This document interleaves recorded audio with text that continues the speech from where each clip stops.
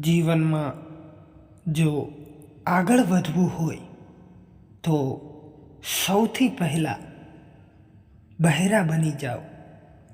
કેમ કે ઘણા લોકોની વાતો આપણા મનોબળને તોડવા માટે જ હોય છે. નાની નાની ભૂલોથી બચવાની કોશિશ કરો.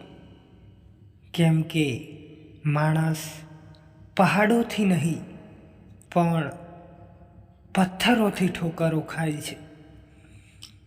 અભિમાનમાં ડૂબી ગયેલા માણસને ના પોતાની ભૂલો દેખાય છે અને ના બીજા લોકોની ભલાઈઓ.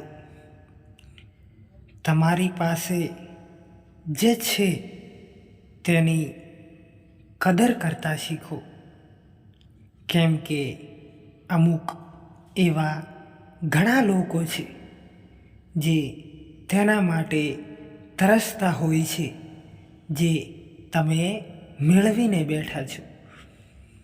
એક વાત હંમેશા યાદ રાખજો કે દુનિયાની કોઈ પણ મુશ્કેલી તમારી હિંમતથી વધારે ક્યારેય પણ નથી હોઈ શકતી. ચૂપ રહેવું સારું કહેવાય, પણ જ્યારે તમારી સાથે અન્યાય થાય ત્યારે તમારે જરૂર બોલવું જોઈએ. આજના જમાનામાં વધારે સારું રહેવું બિલકુલ પણ સારું નથી.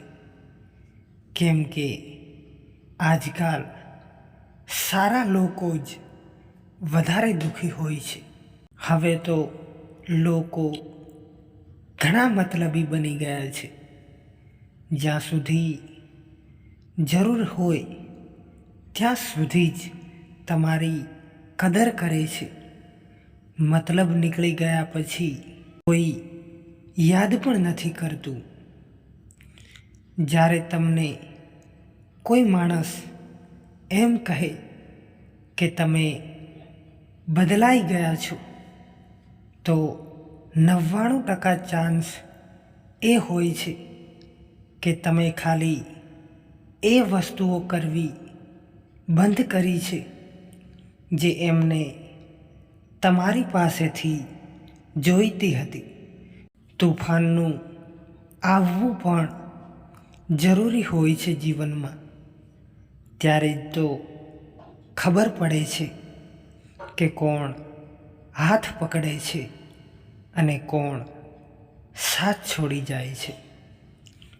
જીવનમાં પસ્તાવવાનું છોડી દો, પણ કંઈક એવું કરો કે તમને છોડવાવાળા પસ્તાવો કરે. ગુસ્સો અને આંધી આ બંને એક જેવા હોય છે. શાંત થયા પછી જ ખબર પડે છે કે કેટલું નુકસાન થયું છે. સંબંધોને તોડવા માટે ભૂલોની જરૂર નથી પડતી. સ્વાર્થ પૂરો થતાં જ સંબંધો પોતાની મેળે તૂટી જાય છે. આપણી સામે મીઠી મીઠી વાતો કરે અને પીઠ પાછળ કામ બગાડે એવા મિત્રથી દૂર જ રહેવું જોઈએ.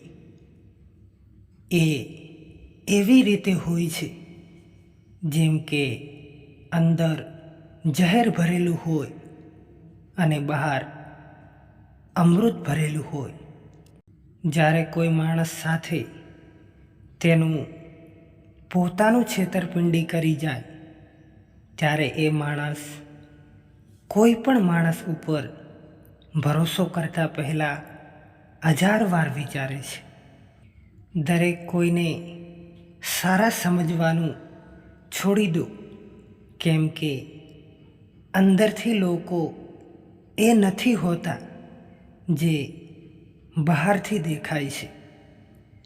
જો કોઈ માણસ ચૂપ છે તો એનો મતલબ એ નથી કે તે બેવકૂફ છે, તેને કંઈ નથી આવડતું.